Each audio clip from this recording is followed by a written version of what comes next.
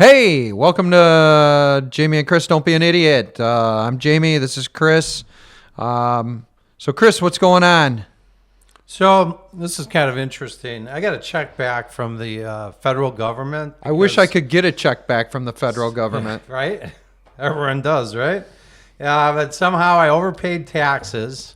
I don't know exactly how that happened, but I did my returns. I sent in what the accountant told me to send in, and Trump would know. Why don't you ask Trump? right, I'll get him on the phone. Yeah. So it is, but so I get this, I get this letter from them a couple weeks ago, or maybe like 3 weeks ago, and it says, "You overpaid on taxes. We're going to be sending you a check in the next 4 to 6 weeks." So wait a minute. When did you turn that in?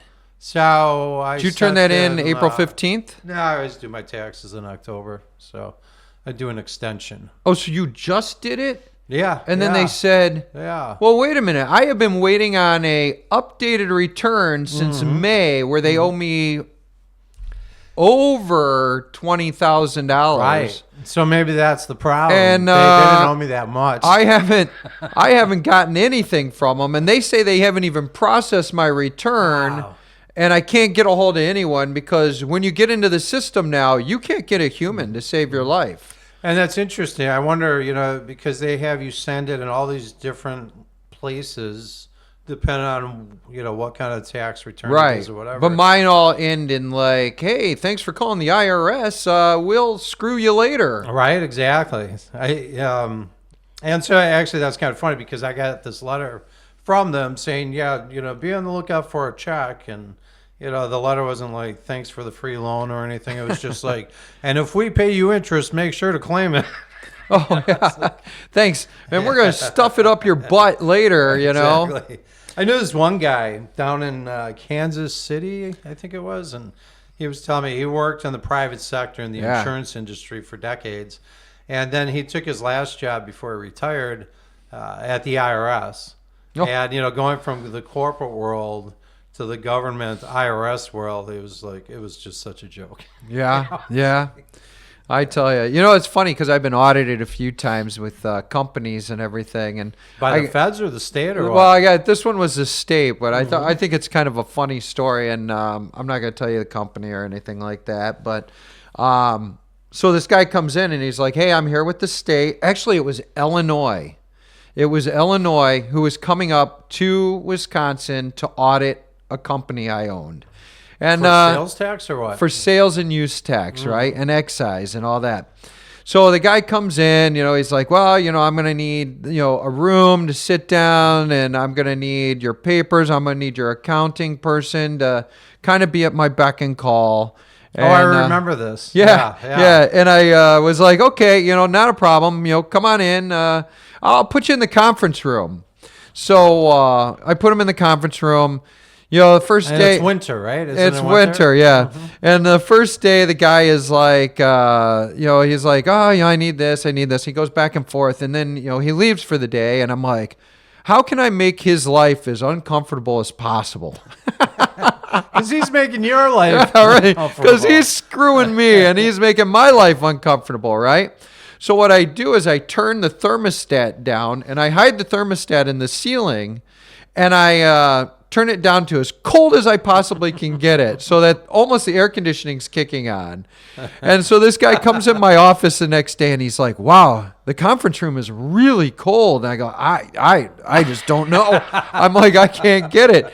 And it had to have been 50 degrees in there. The guy's bundled up in his and all of his like clothes and everything, and whatever he can get a hold of out of his car, safety vest and all, because we all know the government workers carry every safety vest in their car. And and he's like, God, I just don't know why it's so cold in there today. It was fine yesterday. And I'm like, I don't know. That room's kind of fudgy. You gotta call the HVAC guy to have him balance this out better. Yeah, but it'll be there after you're gone.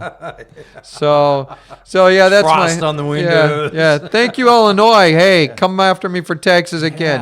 Yeah. That's interesting. As an online retailer, that kind of exposes you to like these guys. I mean, someone from any other state can call you and say, I'm coming to look at your book. Oh, yeah. Yep. And that's crazy. And they did. I never really thought about that. That's like all of a sudden you've got like Well, it's whoever you more- had Nexus with at the time, right? Because this was probably a good 10 years ago. But it's whoever you have Nexus with. And now, being that the laws have changed, everyone kind of has Nexus. You have to pay tax in all these states. It's funny because for the company, I just got one from the New Jersey. Keeps sending a letter to my house, which I don't now own the company, and I got to drop that off. It's in my car. But And so they want something. They want to investigate sales tax. Yeah, and here's one for you. You know, my biggest saying in owning a business, and I've owned several, is it gives everyone the right to put their hands in your pocket. Right? To harass you. Yeah, to harass you. I mean, that's all it is. I mean, scam you, harass you, whatever it is, they've got their hands in their pocket. And it's like, what you're just trying to fend off whatever you can possibly fend off to keep whatever coins left you have in your pocket. Right. Because if it's not employees, it's not health insurance, it's not, trying to make your payroll, it's not, and it's like I always say too, it's like when you own a company. BS lawyers too. Yeah, BS lawyers. Crazy claims. Yeah. I had one, talking about BS lawyers. I had one where I'm not going to get into that. But maybe that's for another show. But, and we'll talk about attorneys. But, Right? no. So that's a small business. Small business. So. That's what happens. Government's always trying to stick their hands in your pocket, and they're trying to get as much money to put towards these bogus, what do you call it? Bogus scams that they're investing into. Hopefully Minnesota doesn't come knocking. Yeah, right. Oh, I wish I had part of that. Well, now we're talking what, $9 billion? $9 billion up to $10 billion, and so.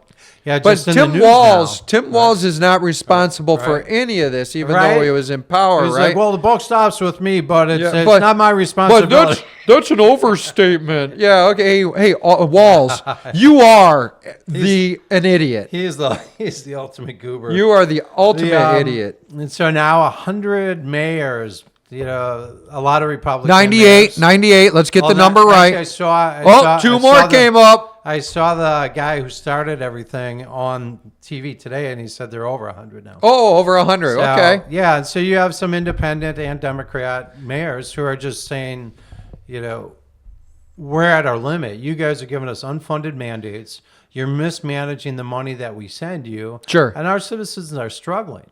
And they've been looking the other way for years. And you and I talked about this. I mean, back 2018, you were hearing about people with cases of suitcases of cash being caught at the Minneapolis. You know airport. what? I've actually heard of that across the board. People coming within. I've talked to TSA and government workers on that side, and they say there's a lot of people that move cash just in suitcases on airplanes. Wow. Right? Yeah. Keep track of that bag. Yeah. Right. Right. So anyways, speaking of government money, so Rand Paul, I never heard of this until this week. Rand Paul had released his 2025 Festivus Report, which is really interesting, and kudos to Rand Paul. Because Festivus for the rest of us. He's one of the best deficit or like spending, one of the biggest tightwads of Congress who kind of watch every dollar that goes out, being a libertarian. So. Yeah, I like his position on a lot of things. I mean, there's some things I don't really get, but I'm for the most part, he's pure. Yeah, he kind of sticks to. He's got this philosophy of life, and it's not necessarily a Republican ideology, and it's definitely not. He's not beholden to lobbyists or anything. Right. So, anyways, he notes over $1.6 trillion in waste. We're not talking billion. We're talking trillion. For 2025. Hundreds of millions on animal experiments. Wonderful. Like dosing dogs with cocaine and methamphetamine.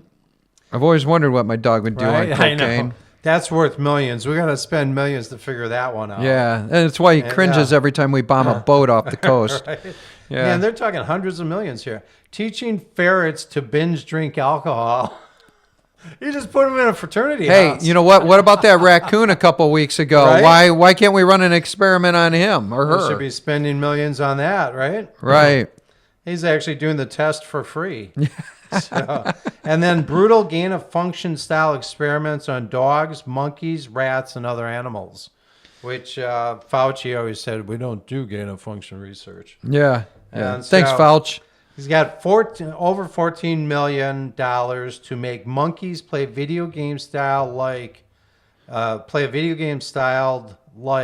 Price is Right. The price is wrong. Why do you bitch. spend $14 million on that? Yeah. And if there is, one of the things that I've kind of seen, I used to always think, well, universities and governments do hold a good role in research, but when you see where some of the research goes, it's kind of crazy. Like I always thought, space seemed like a good government expense, but now we see, SpaceX and Blue Origin and some of these others. We're like, wow, these guys are doing a lot better than what NASA was doing. Right. So they're doing a lot more efficiently. So here's one. $1.5 million to reduce drug use in Latinx communities via celebrity influencer campaigns.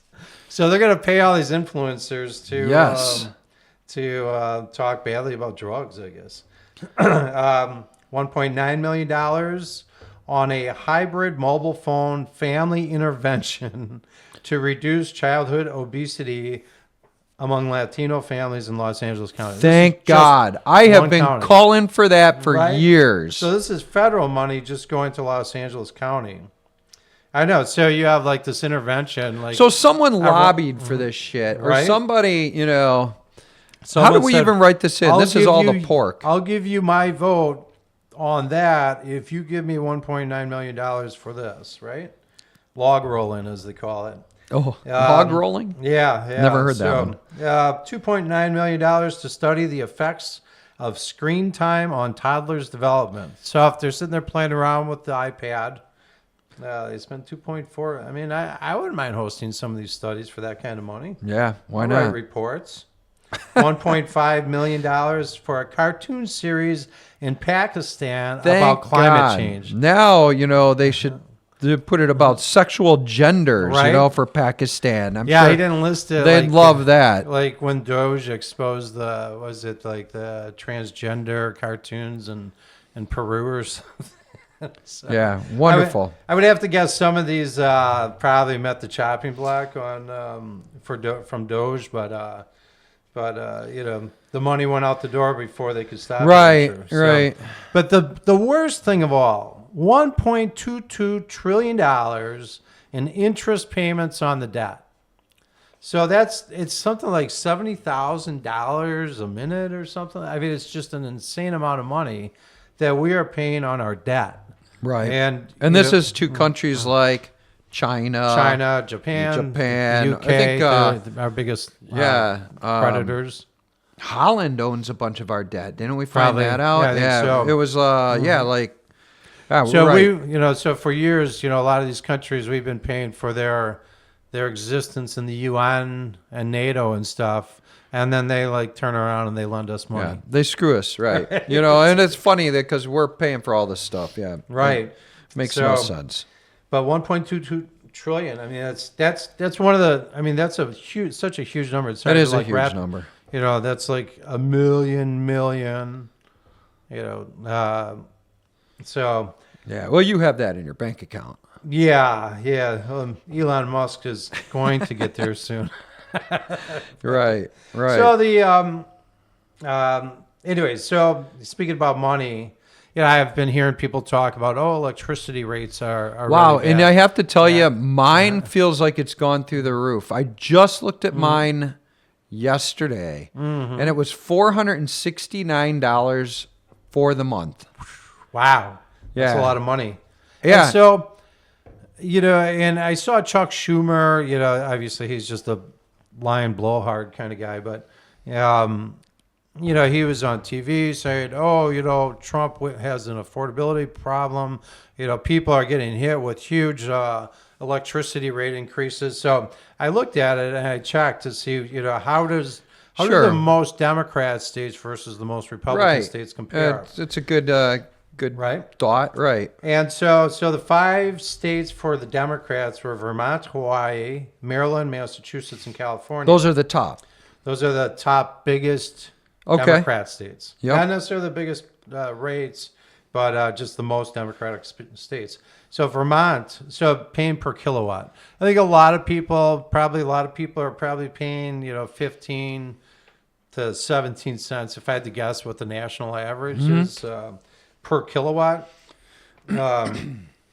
Vermont pays 24.78, so almost 25 cents per kilowatt.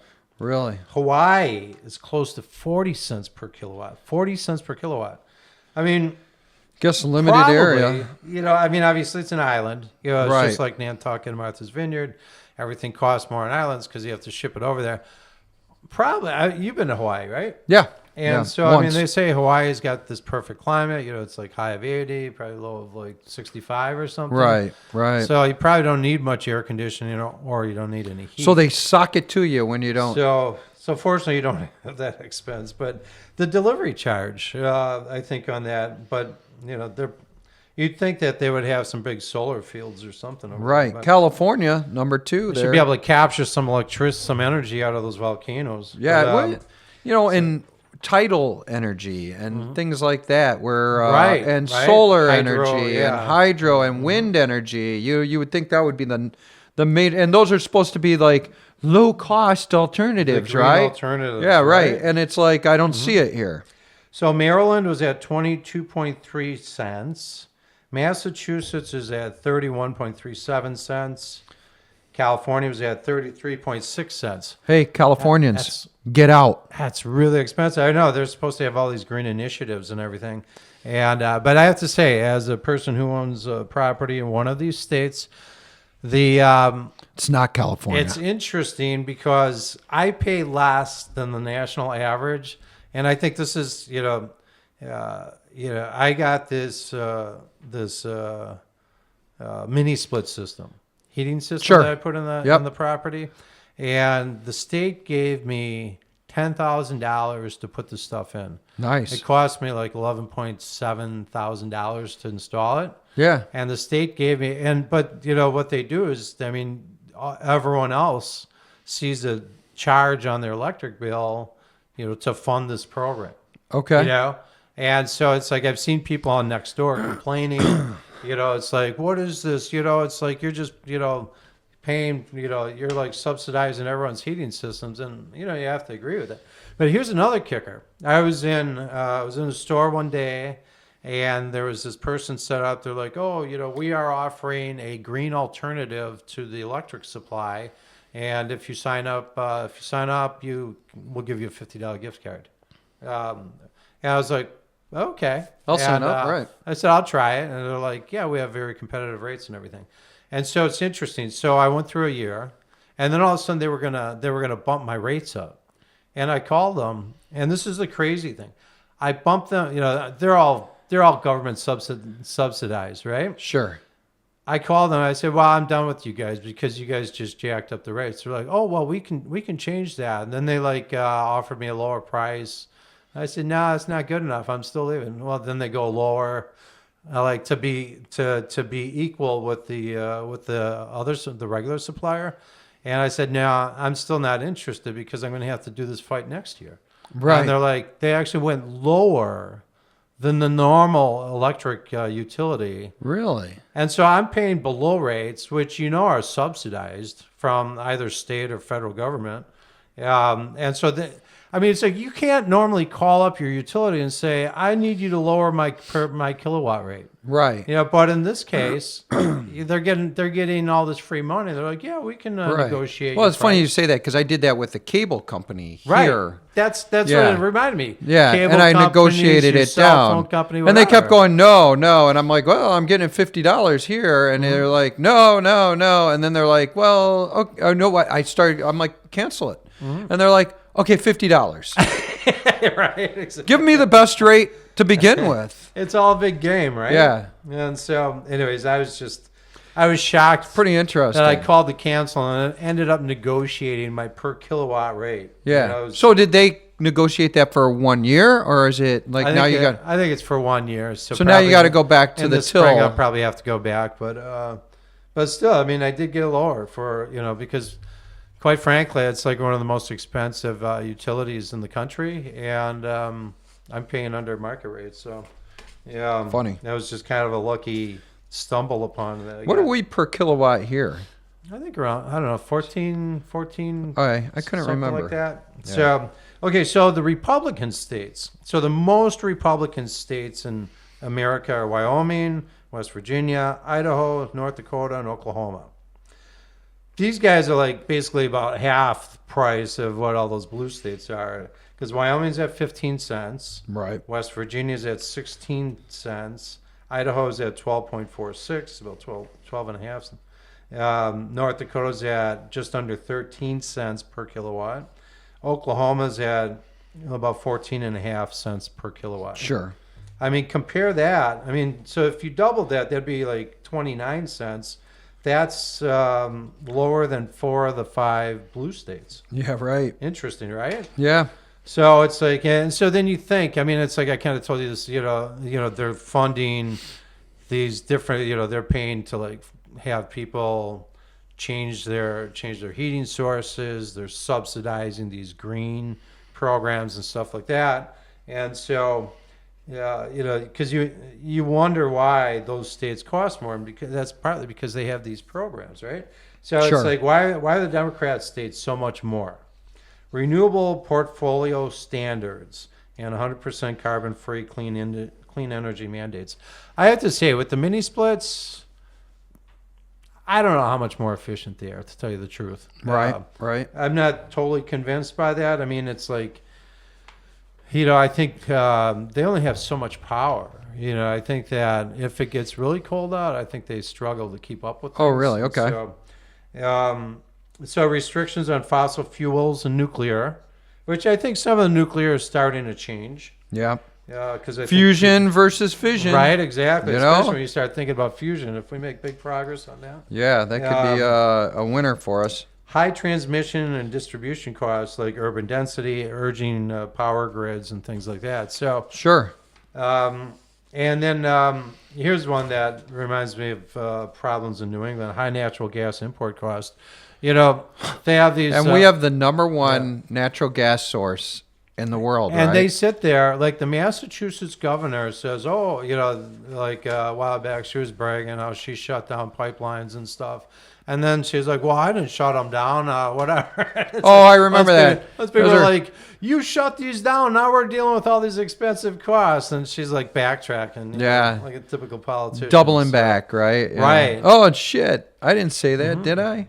And, you look at that, some of those different things, and then you look at what California's had this war against the oil industry, Well, any non, what do we call it? Any fossil fuel kind of thing, right? Right. So recently, I just learned this recently, that they are losing, at least partially or completely, some companies are leaving California, and like Chevron, Phillips? Chevron in particular has been in California since 1879. Right, and 135 years. They're moving their headquarters to Texas. And Valero Energy, so this was something that I think just kind of dropped recently, plans to cease refining operations at its Benicia Refinery, which is near California, or San Francisco, which is about 145,000 barrels per day. By April 2026. This would eliminate a significant portion of the in-state capacity. So they're going to be having some very strained supply. I mean, it sounds to me like that's going to raise their pricing. I mean, they're already paying $6 to $8 a gallon, and now you're going to have no refinery. And another one is Phillips. Phillips 66 announced in October of 2024 that it would permanently cease conventional crude oil processing at its Los Angeles area refinery by the end of December. This closure affects about 8% of California's gasoline supply. So, yeah, I mean, if these companies all start leaving, people are saying, well, the price for a gallon of gas could end up being like $8.50 by the time, and they've got, the legislatures had this, supposed war against the oil industry, where they're even like legislating how much they're allowed to make.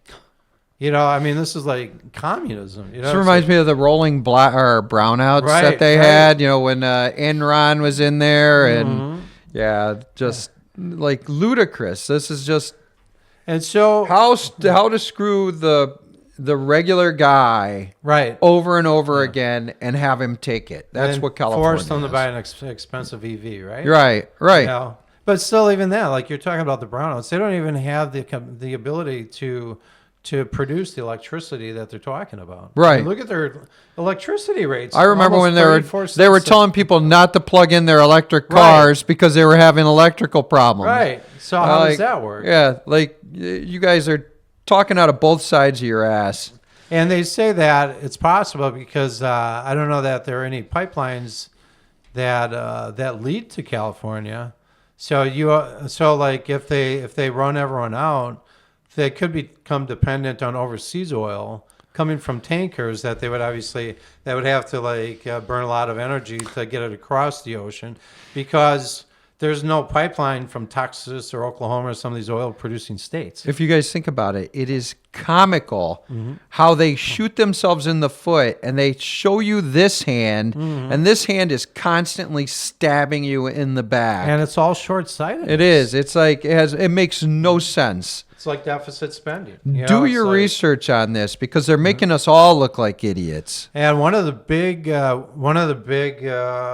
victims of this would be Nevada, because they receive about 88% of its gasoline from California refineries. Right. So, 88%, I don't know how they're getting the other 12%, but if there's no pipeline going Texas to there, I mean, maybe I don't know that there's a pipeline. It could be all tankers, right? Like on like trucks and stuff. So I think Arizona could be another victim, but Arizona just gets about like 33% of its oil or gasoline from California. So that does already get some from Texas. Sure. So I'm sure that they would be able to just probably, I presume, increase the supply that comes out of Texas. So that's pretty crazy. I mean, it's so between gas and water in California, things are not. Yeah, it doesn't look all that promising, and they're doing such a good job of developing after that fire. Right. I wanted to look into that. We gotta look, because I heard that they like completed one house in the Pacific Palisades. I think it's been about that. And Trump went in there even before he took office, and they were like, "Oh, we're gonna cut the red tape. We're gonna get this. We're gonna fast track all this stuff, right? They're fast tracking it right in the shitter like usual." Trump's got a problem because, he's invested in some of these places that are just not looking good. I mean, they're circling the drain in certain cases. Right. I mean, he's got stuff in Los Angeles, and we'll see what happens in New York. But he's got some serious assets in a city that he loves, but the government doesn't like him. Yeah. So it's a catch-22 there. It's a good thing he loves to litigate, because he's got plenty of litigating in the future, I'm sure. So. Right. So since we're talking about prices, I guess most of this today's show is all about pricing here. They say that cattle prices are low, while beef prices are high right now. Right, we were talking about that last week. Right, because beef prices are up. Right, and it seems like there's a few companies in control of this. Feed companies, supply and feed companies, Cargill, AMD, or Cargill, AMD, Land O'Lakes, and some of these are like near monopoly size, businesses that are really kind of controlling it. And it's like the producer that, and I hear Trump talk about, the ranchers need to bring down the pricing. Well, it's not the ranchers' fault here, because the ranchers, they say, are getting paid $200 to $300 less per head of cattle than what they were being paid. So somewhere in the middle, by the time it gets to your shelf and you're picking it up, and and I just picked some of this up, and actually, I just bought a half a cow. and I'm waiting on it to get here in January because it's like, one, it seems to me like it's a healthier alternative to buy directly from the supplier. It's a fresher alternative, and I'm helping out the farmer, even though, and I think I'm paying more for the beef than I was through the store, but to me, I feel like the freshness and all that, really kind of adds to the benefit of it. So is it a grass-fed cow? Well, I think most cows are grass-fed. I mean that was a big deal. Yeah, someone said that to me one time. I go, "Is this grass-fed?" And she was a farmer, and she goes, "They're all grass-fed, idiot." They're like the built-in lawnmowers. Yeah, right. And she goes, "They're all grass-fed." But like Cargill, they talk about how they provide like healthy kind of feed that goes to like Purina and things like that, or whatever. So there's some stuff. Well, and then when this goes like to the vitamins market and when they're negotiating this, somewhere on the floor, this is where all this shit's going wrong. Right. And this is probably all on the mercantile exchange. It is on right? the mercantile exchange, yeah. And this is where everything's going wrong. So the number getting to the farmers is bankrupting the farmers, but in the end, you're still paying more. So it's not necessarily the middleman in there is kind of screwing up the entire system. So at this point, it's like, how do we go direct with these suppliers? So the traders are getting rich. Right. The companies are getting rich. The farmers losing are going out. broke. Yeah, and the farmers, and like one of the farmers said, he's like, how do you expect us to survive, and how do you expect you to survive when we're gone? Because a lot of these farmers, beef as well as whatever the grains and all that stuff, corn and wheat and all that stuff. I think a lot of these farmers live on debt, and they live on debt to like companies like John Deere or Cargill or whatever, where they take all the supplies, and then once harvest time comes, they get all their money, and then they pay off their debts, and whatever's left is theirs. And then we outsource to Argentina for beef.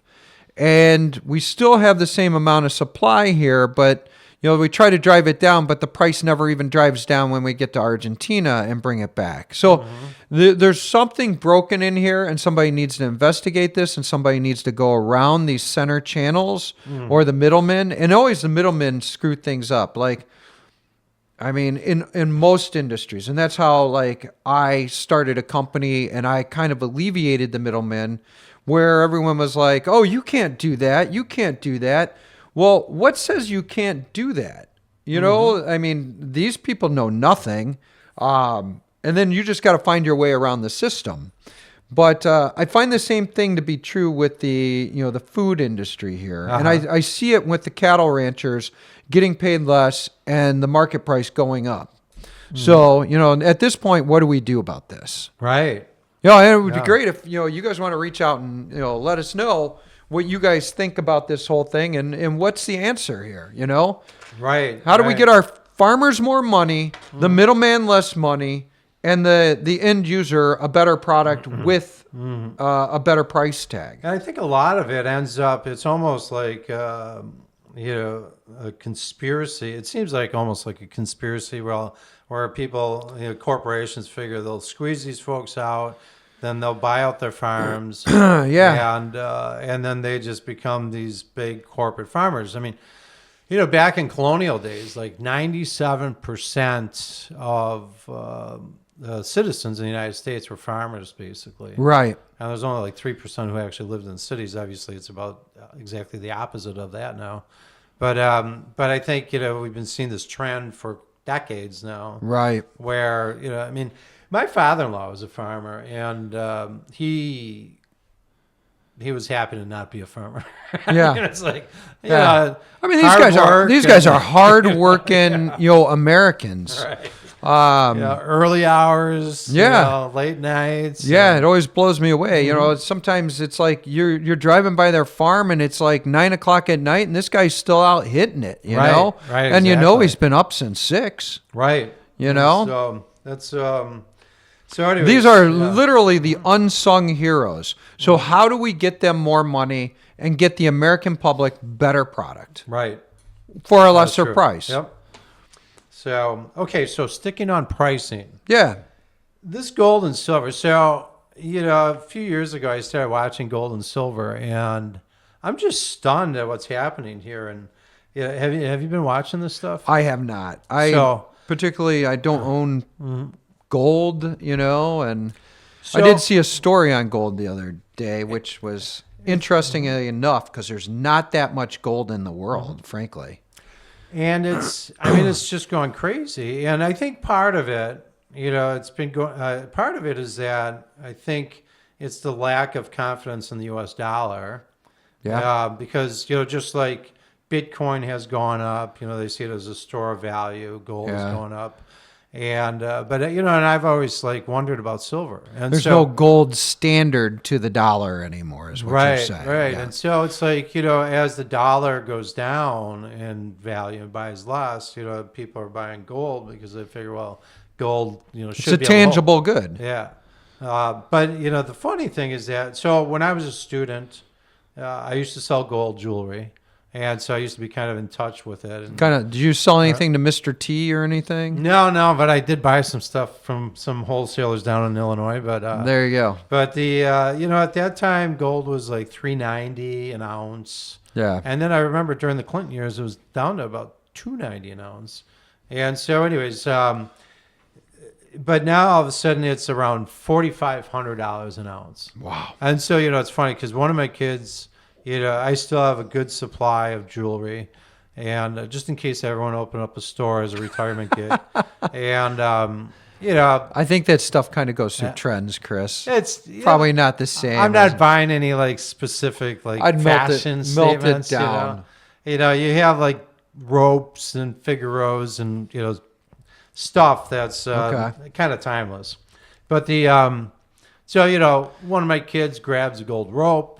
And I just a while back, I was like, you better make sure that thing stays on your neck because that's worth a lot more than when you grabbed it from me. Yeah, right. And even my other kid grabbed this fat silver chain, and now all of a sudden, silver.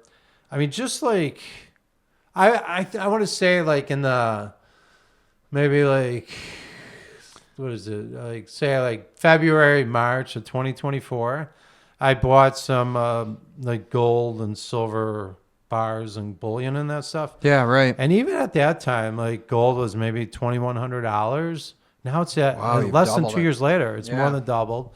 And silver, I bought some silver. It was probably about $22 an ounce, and now it's Triple. 71. Yeah, yeah, it's stunning. And so anyways, when you look at the so maps, you're better off buying silver now. The silver thing, so gold is kind of the, people say, well, it's a store of value, and so you get the security in that. But I see the utility in silver, too, because we keep on making more and more electronics, and there's a lot of silver in electronics. There is some gold, though. I've seen some people on YouTube who say, okay, you can take your old computer and then you can put it under this high heat. You can melt down all the metals. There was a company here in the Milwaukee area that actually used to take old computers, melt down, and pull the gold out of it. That was their business. Yeah. I don't know how well it did for them. I don't think they're around anymore, so maybe not so well. But yeah, I think it takes a lot of computers. But if you're encouraging people, because a lot of people are like, what do I do with this old computer? I just want to get rid of it. Right. I got a couple of those. So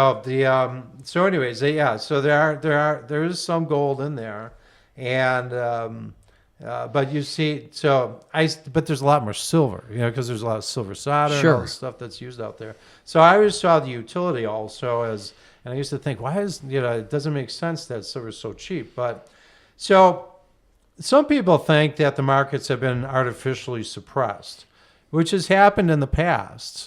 Where it's kind of weird how you can imagine how do these markets get suppressed because it's like a worldwide market. You kind of have to have everyone in cahoots. But back in 1933, do you ever hear this Executive Order 6102? That's when we went off of we stopped, I think, backing gold. No, we had the gold standard and the U.S. dollar. But because there were so many people doing runs on banks at the time, people started hoarding gold. And so FDR had this executive order that basically said, if you have bullion and bars and a few different things, you have to turn it in, or you will be fined with, I think, what's the equivalent of like $200,000 in today's money. How would they even know if you had that? Well, that's the thing. A lot of people like just kind of like kept, there were people who kept their stuff hidden and didn't turn it in. I would. But they said, and they did suppress it. They said, we're going to give you, $20.67 per ounce. And so as soon as they got through it, the government somehow adjusted it, I think, and they said, well, okay, now gold is worth $36 an ounce. And so it's almost a way of like, increasing your money. Inflated it. To be able to pay off a lot of debts for the New Deal and all that stuff. And so obviously FDR did a number of things that were not very, pro-democracy, but that was one of them. And that's kind of crazy. And so, that's kind of underhanded. Yeah, exactly. But the government is here to help you. Because they were like, people were like, their fear was people are running the banks, they're pulling their money out, they're using it to buy gold, and then they're sitting on it. And so if none of the banks have money, they can't be functioning. Right, so, right. So anyways, and, right now some people are saying, well, at least at this time of the year, some of the crypto markets have been suppressed, even though we've made big gains this year in crypto. Right. But people especially look at like Bitcoin and Ethereum. And I must be the only one who doesn't own crypto. Yeah. Because it's like I just can't bring myself to put some money in there. Yeah. And so, it's a market that you have to have a strong stomach for, though, because you get some wild swings, So it's like, but let's see. But here's one of the interesting things, and I've seen this before, and gold is not like this slow moving train, and nor is silver. Right. So, I grabbed data on. So there's big fluctuations, is what you're saying? See fluctuations. I mean, so here's an example. From 1980 to 1982, gold lost between 60 to 64% of its value. It went from $850 in January of 1980 to around $300 in mid 1982, and then again in 2011, it went from it dropped about 45%. From about 1900 to about 1050 in 2015. Yeah. And so that's a 4-year span.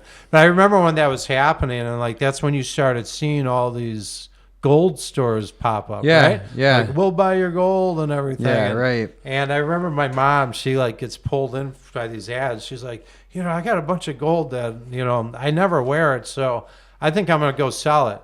And then I'm like, don't sell it, I'll buy it. And I'm like, go find out what they're going to offer you, and then I'll buy it from you for that price. And so she calls me and she's like, yeah, I'm at the jeweler and they let me use their phone and they want to give me whatever. And I said, well, I'll buy that from you. And then she hangs up the phone. She's like, oh, that's okay. My son's going to buy it. But I calculated, and these shysters, so, it's 14 karat gold. Right. And I calculated they were basically offering, so 14 karat gold is 57% pure gold. Uh-huh. So it's a calculation. So it's like, like 14 over 24. 24 is pure. So 10 over 24, is whatever the percentage is. But the, and then like 18 karat gold is 75%, 18 over 24. Okay. So anyways, but I calculated what they were offering her, and it came out to exactly half of the meltdown value. So they weren't even offering her meltdown value, because, you buy jewelry, there's the fee for the materials, the meltdown value, but then there's also the labor and everything that goes into it. And they're funny. And they catch all these guys, not to call your mom an idiot, but they catch all these idiots bringing this stuff in. And I remember just a few years back, there was a pop-up of all these gold stores. It also came. Right. And, I kept looking at, like, what's their business plan? How are they figuring this out? Why are they making... And there's still one that has a sign out there, but they're gone. Mm-hmm. But, and every time I drive by there, I think the same thing about gold. Like, well, should I be negotiating gold? Should I be, buying other people's gold? Should I be talking to my parents who probably have some gold, Right. and saying, hey, if you want to trade that stuff in, let me know. But Yeah, and then you can give them half the meltdown value. yeah, half the meltdown. Hey, It's like- hey, better be screwed by family than be screwed by someone Right, else. exactly. And so I was in a store, one of these like cash for gold stores once. And I was in a seedy neighborhood, and I was doing some business with the guy who owned it, and it was funny watching these guys come in. This guy walks in, and he's got like a wedding ring, Right. and he's like, it's probably With the finger still attached. so yeah, right. It's probably, and I can't get it off this finger. He's it's probably worth a few $1,000s. Right. And he's like, so where'd you get it? He's like, well, I was engaged, and then we fell apart, and so I just want to sell the ring. Put it on your finger. Right, yeah. It was a lady's ring. So, Oh, and so he was like, well, I'll give you $25. 25. Woo! And then the guy He was took like, it, didn't he? I don't think he took it, actually. I think the guy walked out, but he's like, these guys, they'll steal and they'll use it for drugs or whatever. Yeah. And so it's like, he probably gets the people who are desperate for a fix or whatever, who just Right. stole something. But I think that they have to be kind of like pawn shops. I think you have to be you have to track a lot of that stuff, Sure. like where it comes from, because if it's stolen. Oh, yeah. And I think you have to have it sit on your shelf for X amount of time. So if someone does come back for it, Oh, okay. that Okay. it they it can checks redeem out, it. right? Come get it And back. the funny thing is, I was just thinking here, have you seen the drop off in pawn shops over the years, right? Yeah, I don't think around this part of the country there were many, though, were there? We had some, yeah. Okay, Yeah. We okay. still have one down kind of like in, Milwaukee area. I would and say down south. I drive by there all the time, and I'm like, how the hell do they make money? And I say this about a lot of businesses, right? But how the hell do they make money, and how consistently do they track that inventory, and do they know what they have on hand, and how are they finding people to buy that inventory? Is it an online business? Is it like, but Right? I mean, yeah, it'd be interesting. I don't think I've ever walked into one. I've always been tempted. I'm like, Yeah. I wonder if I could go get a gun there for like $50 or pawn something. shop owners, if you want to be on the show, we'd like to hear from you, because Hear about we're your interested business. in hear about your business, and it'll promote you guys, right? I used to watch that pawn shop down in Vegas, right? So I had to go there, and I'm like, and I go into this store, and it's just this little store, but man, they were on TV, and they were buying cars, trucks, tanks, Man. and I always thought, I'm like, how the hell do you guys make any money? So they pay dirt cheap prices, and then they. Yeah, I try to actually sell think it they for were cheap. somewhat fair. I mean, it seemed like it from the show. I mean, they were like, well, guy come in and goes, I need $30, and he goes, I think that's pretty rare, and they get it 30,000. He's like, wow, $20 doesn't seem so bad, does it? So here's just to wrap up on prices on precious metals here. So silver. Yeah. So the same years, 1980 to 1982, saw an 80 to 90% drop. So you saw it go from about $50 Wow. down to $5. And I kind of remember silver being pretty cheap back in the day. Yeah, I do too. Yeah. I wasn't paying attention in 1980 or anything. But, Yeah, I wish we were. so I would have silver- bought Google. Right? Yeah. I think you had to start in like 1998 or Yeah, I remember 2000 or something someone like that. saying that to me, like, "Hey, there's this new search engine. Right. It's called, like, I think Google." Google. And they're Yeah. like, and I'm like, and that was when everyone was doing their searches by Yahoo, Right, yeah. And I'm like, they'll never make it, How much can that go up, And I think its initial release was like $70 a share. I'm like, oh, that's coming down. It went up to like 300. Boy, I'm wrong. And that was at least 2005, if not later. I forgot when they went public. But Google. So silver. Yeah, sorry, off track. 2011 to 2015 went down about 75%. It went from about $50 an ounce down to about $14 an ounce. It had that kind of range. And so these things are Wow, they're up for moving. spikes. Yeah, right. You know, it's so it's not. So like that it's a tells me, slow like, moving any train. time that $4,500 could go down to, You never know. It could You go know, down half. to $450. if it goes to half, I'm buying. I'm going to Right. start one of those little stores. I'm going to buy that store that still has the markings on the outside. Right. And I'm going to buy your mom's gold. And so, well, no, I bought her gold. I don't so- care. You're going to come to me to buy or sell it. But you know, it's interesting. So, as an amateur numismatist, or however you say Numismatist. it, coin collector Okay. that I've done since way young, and that I always used to say to people, I'm like, well, you know, coin collecting is just kind of a cool thing.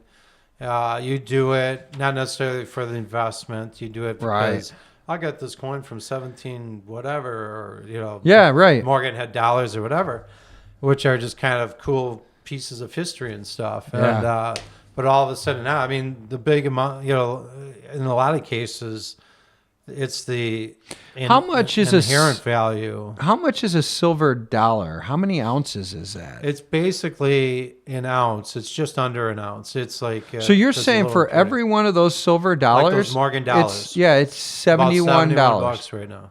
$71. Yeah, yeah. Yeah, that's a hell of a return on your money. I know, right? So it's I know, because I remember like buying some at like $4 Right. for a coin. I'm or just something, thinking, you know? like, wow. But if it goes down 90%, Yeah, well, sell it now. $71, people. right? Don't be an idiot. Yeah. And so it's so anyways, I'm eating my words on some of that. You know, some of that stuff is a pretty good investment right now. But Yeah. you know, you talk to like traders, like stock, like investment people, and they're like, well, you know, because when you buy bullion or you buy like bars and stuff, Right. you know, you can buy like an ounce, like a 1 ounce bullion coin, Uh-huh. and you know, you pay them whatever, $4,500, whatever what's called the spot. Sure. But then they also charge you like $100, like $100 fee, $100 in, $100 out. Sure, basically. right. And so, yeah, so a lot of stock people say, well, you know, you can own it on paper. You don't have to like own it physically, but it's kind of cool owning it physically. But, Right, right. you know, it's like hidden under your bed, you know.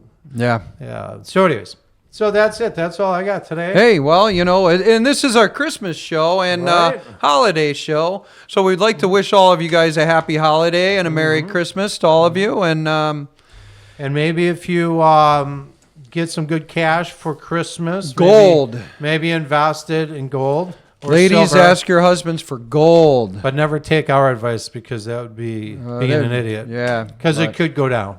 Yep, yep. Let's look at the 80s.